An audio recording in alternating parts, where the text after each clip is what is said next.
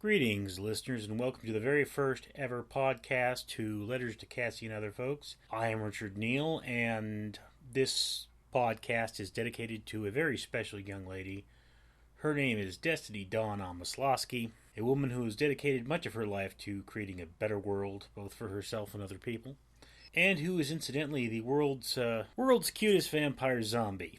And you can thank the fact that we are here tonight to this interesting young lady, because it is her that suggested that I start this blogcast. In any case, if you would rather read this material, it is available at letterstocassiandotherfolks.blogspot.com, and I have a selection of 4 letters for you today. The first was posted on Wednesday, October 21st of 2015, and it is entitled In a Name. Just a note here, and so I can make it clear, the blog posts are real letters I've sent to people, either as emails or other forms of communication, and that they are not dated the day of the posting. That is a very rare occasion that they have the same date. So this letter was sent out on the 16th of October 2015. Dear Cassie, yesterday I was wakened by a disturbing text message telling me to bring my cat carriers to work, as a litter of kittens had been discovered on property. Now, I can't talk about the rigors of cats at work, but it is enough to say that I got a group of 6 3-week-old kittens home at the end of my workday and had to break out the formula. The bottle I had proved useless, as the cats would not suckle at it. No matter how many holes I made in the nipple, it wouldn't give enough milk. I fed the kittens with a syringe and then with an eyedropper. Both were messy affairs, but the animals would not take food from the bowl. One of my co-workers laid claim to a kitten, which she dubbed Rusty. This fellow was a ginger cat with a brother who we named Gizmo. Rather, Pickle named him Gizmo, as Pickle had never the opportunity to name an animal and was keen to do so this day. There was a third male that Pickle wanted to name Adversity, but as we have no intent on keeping this animal, I rejected this offhand, as being too long and too sad. So he then tried Denver, in honor of Bob Denver, who played Gilligan on Gilligan's Island. I took to calling this animal Bob, and so he is Bob Denver. Now, the first sister, a sad-looking dark tortoiseshell-colored cat, has an orange stripe down her forehead. For this sister, to Gizmo, I found the name Stripe to be fitting. Stripe is a sad-looking thing with pleading eyes that cut into your soul. In this there was a gray kitten I called Nimbus, for her cloud-like appearance, and her darker sister I called Nim. Nimbus is fluffy and gray, with a lighter voice than her sister Nim. Now Nim, the darkest cat, has stripes that get lost in the dark of her pelt, and I feel she keeps a secret. This is why I call her Nim, as The Secrets of Nim was a beloved story of my youth. Know what's in a name, little sister. Richard Leland Neal. Alrighty then, ladies and gentlemen, we have our second selection here today, posted at Letters to Cassi and Other Folks on Monday, October 26, 2015. Now, this letter is titled Kitten Poop. 20th October 2015. Dear Cassi, the kittens have had problems with constipation, and once I get them going, diarrhea. I woke yesterday morning to find them covered in excrement and trying to crawl out of their box.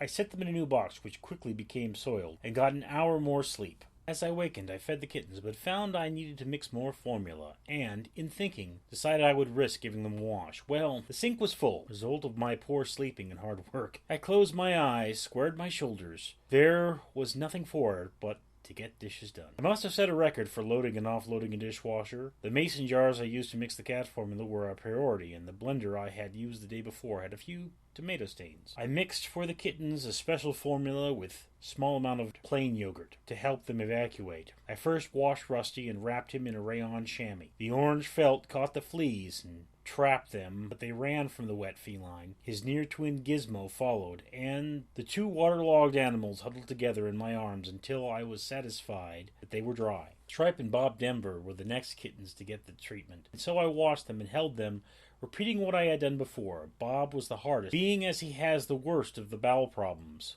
I wiped his end bits over and over, getting more out of him until I was sure he was clean. With the 4 kittens huddled together and rather dry, I washed Nimbus and Nim, then took to watching videos while keeping the cats warm by holding them. Pickle came home and nearly fell over dead when he saw only 4 kittens in the box, but when he came to tell me I showed him the 2 still in my arms. I packed all 6 kittens together and set them on my bed, trying to get some more sleep. They woke me again some hours later with cries for food and kitten farts, leaving the pet pad in their box brown again. I set at the feeding and cleaning, but once again Pickle had stacked the kitchen table with so much that I could hardly put the pet pad down. The thrashing kittens knocked it off the table from time to time. I made it out of the house today, just in time for work, but without my water bottle or work ID. Life kicked me in the teeth and reminded me to stay on top of things. Well, I should know that by now. Stay strong, little sister. Richard Leland Neal. And here we have selection 3 for you, posted Monday, November 2nd, 2015. And this particular entry is titled, It Happened Again. 31st October 2015. Dear Cassie, well, it happened again. I'm jobless. For the 2nd time in 5 years and the 4th time in my life. I loved what I did, but I hated who I did it with. And that's kind of why I don't feel so bad. I don't know. Maybe I'm still numb to it. The world has dealt me another bad hand, and here I am working through it again. They FedExed me a letter letting me know I was no longer employed, with 2 checks for my last week's and my vacation. They had this all figured out. They'd get me eventually. On the one hand, now I need a job, and on the other hand, they have to live working at that place. My last supervisor used to say that she hadn't gotten a raise in 8 years. That made her a bitter old nut with an anger problem. I imagine all the bits I held in place will fall apart, and then what will they be left with? Still, in a month or 2, I will be forgotten, and that place will still be running like it always has. That's the world for you. Hard work doesn't keep a man in this economy. I know that if nothing else, I should be using this time to catch up on things. I mean, if I had kept working all that hard before, maybe I would be walking away with a smile on my face, saying, screw it, better things to do. If there is one thing people have said to me, it is that one should see the opportunity in every situation, and here is a situation all right. So what do? Make all the videos I've been meaning to make, draw the comics I've written, get all that business taken care of, like I meant to do all this time. I guess I should put in that same 40-hour work week like I had before, only now I'll be doing things I enjoy. The only thing is that things I enjoy have never come with a paycheck. Stay strong, little sister. Richard Leland Neal. All right, here we are at our 4th selection for the evening, and our final letter. This one was posted on Thursday, November 5th, 2015, and is entitled Favors. 4th November 2015. Haley, I'm not a man to ask for favors normally because they never get done. But I'm in something of a bind here. By now you have to know about the kittens I've got stuck with. Well, there were about 4 employees that wanted one, and I can't go calling them. Emma and Raph both said they wanted a kitten.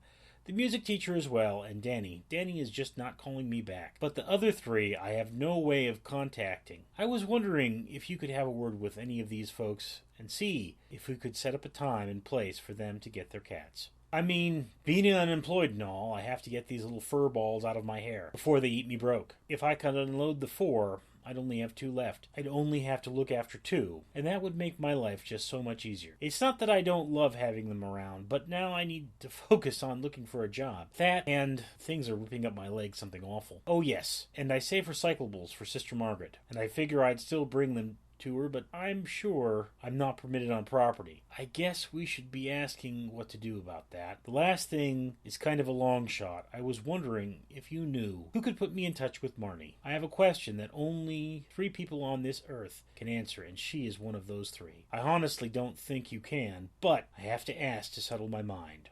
Thanks, bro. Richard Leland Neal. All right, ladies and gentlemen, this concludes my very first podcast for Letters to Cassie and Other Folk. I hope you enjoyed these letters a lot more than I enjoyed reading them, because obviously I've recently lost my job and it's a very unpleasant matter. Well, no matter what, just remember that life goes on. Life will go on for me, and hopefully for all of you. I am Richard Leland Neal.